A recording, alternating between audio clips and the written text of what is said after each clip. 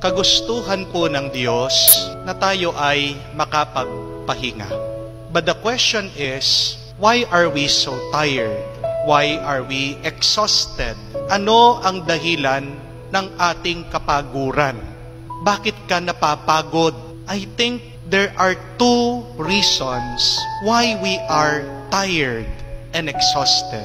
Meron lang dalawang dahilan bakit tayo ay napapagod sa buhay.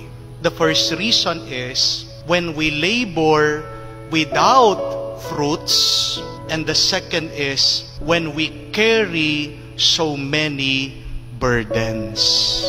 Bakit ka pagod sa iyong buhay? Una, pagod tayo hindi dahil nagtatrabaho tayo. Pagod tayo dahil trabaho ka ng trabaho, walang bunga yung kapaguran mo. Ang nakakapagod sa isang teacher ay hindi yung pagtuturo. Ang nakakapagod sa isang teacher, turo na siya ng turo, hindi naman natututo ang mga estudyante. Ayaw nilang matuto. Magdadrop pa sila, hindi pa sila papasok sa klase, magpre-prepare ang teacher, papasok siya, hindi nag-aaral ang estudyante. Yun yung nakakapagod. Ang nakakapagod para sa isang OFW ay yung malayo na nga siya sa kanyang pamilya, nagsasakripisyo siya, nagtitiis na hindi kumain, nagtitipid habang nasa ibang bansa, ay yung mga pinapadala pala niyang pera dito, winawaldas, sinasayang, wala palang nag-iipon, nag-invest nga, niloko pa. Yun yung nakakapagod. Ang nakakapagod para sa isang pari ay hindi yung nagmimisa, hindi yung nagsisilbi sa parokya.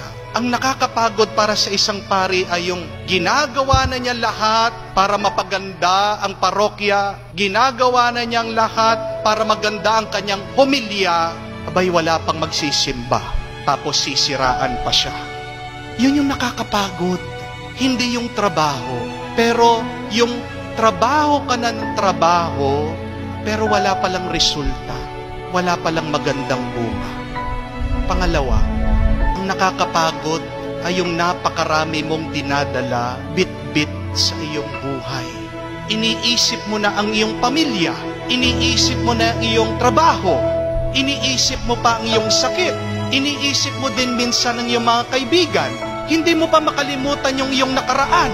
Meron ka pang bisyo, meron ka pang kasalanan, meron ka pang insecurities. Napakarami mong dinadala sa iyong buhay.